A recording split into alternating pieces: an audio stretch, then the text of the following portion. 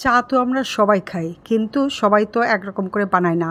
আজ আমি তোমাদের সাথে একটা স্পেশাল চায়ের রেসিপি শেয়ার করব। এটা হচ্ছে ক্যারামেল চা। দেখো কি লোভনীয় চায়ের কালার, মাশাআল্লাহ।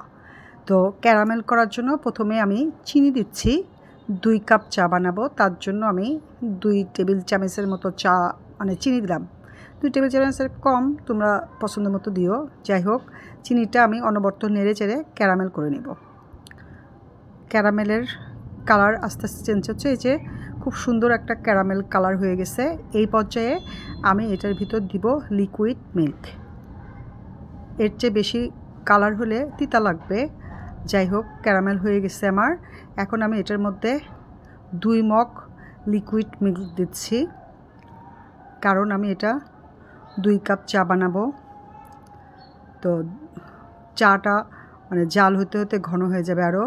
তো 2টা সাদা এলাচ আর 1 টুকরো দারচিনি দিলাম একটু সুন্দর ফ্লেভারের জন্য। অনবরত নেড়ে চেড়ে আমি এটা ক্যারামেলটা দুধের সাথে মিশিয়ে নিচ্ছি। প্রথম অবস্থায় ক্যারামেল কিন্তু চামচের সাথে আটকে গিয়েছিল, সমস্যা নাই, জাল হতে হতেই এটা ছেড়ে যাবে।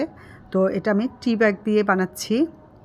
টি ব্যাগ দিয়ে বানাইলে আমার কাছে চাটা বেশি ভালো লাগে, কারণ চা জাল হতে হতে যখন ঘন হয়ে যায় উপরে সুন্দর মালাই পড়ে যায়। এই মালাইটা ছাঁকনা দিয়ে ছাঁকলে সব মালাই চলে যায়, খুব কষ্ট লাগে। আর যদি টি ব্যাগ হয় তাহলে আর ছাঁকনার সমস্যা নাই, ছাঁকনা লাগে না। এই যে খুব সুন্দর এমনি আমি ঢেলে নিচ্ছি। দেখো কি লোভনীয়, মাশাআল্লাহ।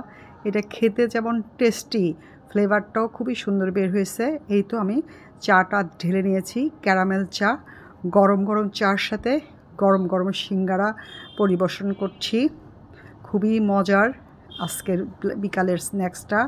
তো তোমরাও এইভাবে বাসায় ট্রাই করো, আর খুবই ভালো লাগে এইভাবে চা বানালে। সবাই যে যেখানে আছো ভালো থেকো, সবাইকে অনেক ধন্যবাদ। আল্লাহ হাফেজ।